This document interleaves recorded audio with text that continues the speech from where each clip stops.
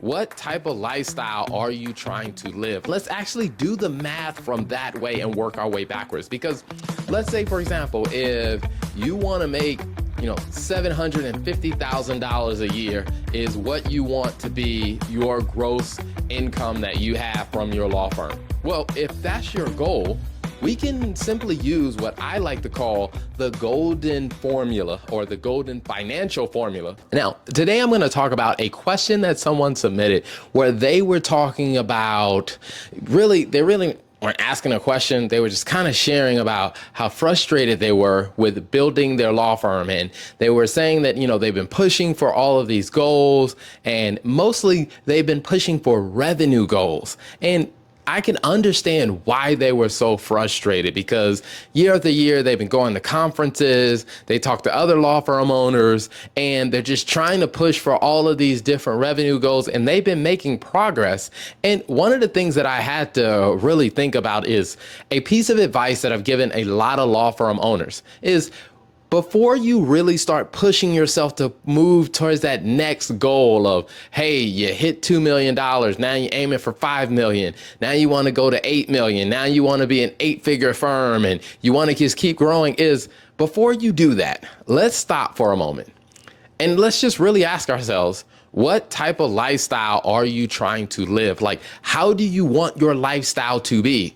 And let's actually do the math from that way and work our way backwards. Because let's say, for example, if you want to make, $750,000 a year is what you want to be your gross income that you have from your law firm. Well, if that's your goal, we can simply use what I like to call the golden formula or the golden financial formula, to where we can really just do that, where we plug in, what's the profit you want?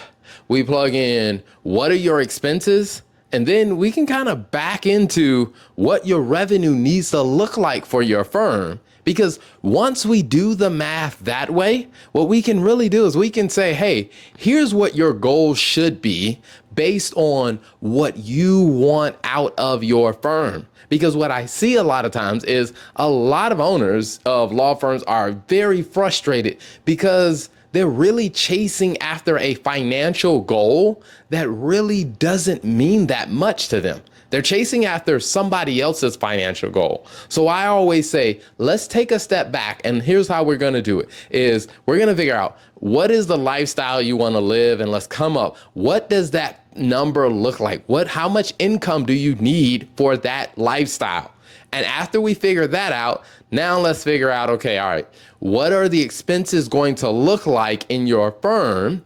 And then we can kind of combine those two. Now, you may need to work with a CFO who actually understands how to do the math on this to really help you understand that, because there are some nuances to making that calculation, but it really does come down to that. Like, your revenue is equal to the profit that you want to pull out of your firm, plus what are all the other expenses for you to operate your firm. And of course, you want to add a little buffer in there, but really those two things are what should be driving your revenue goal. Because if you can look at your revenue goal in that light, and you really start to say, hey, it will take my firm $4 million for me to actually live the lifestyle that I want to live.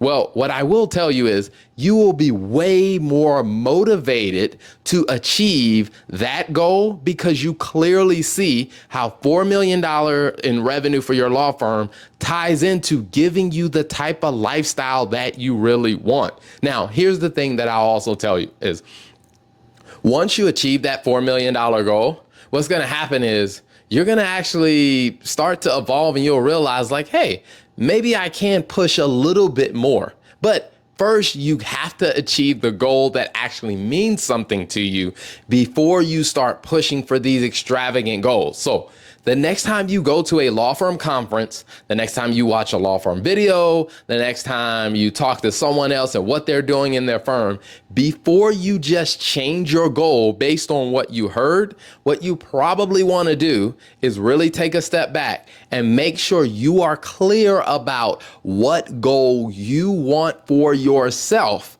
and make progress towards that goal before you start chasing somebody else's goal. Thank you for tuning in to another episode of the Law Firm and Finance Show, where we give you great content that helps you build a more successful law firm. So make sure you hit that subscribe button on all platforms and follow us for more content.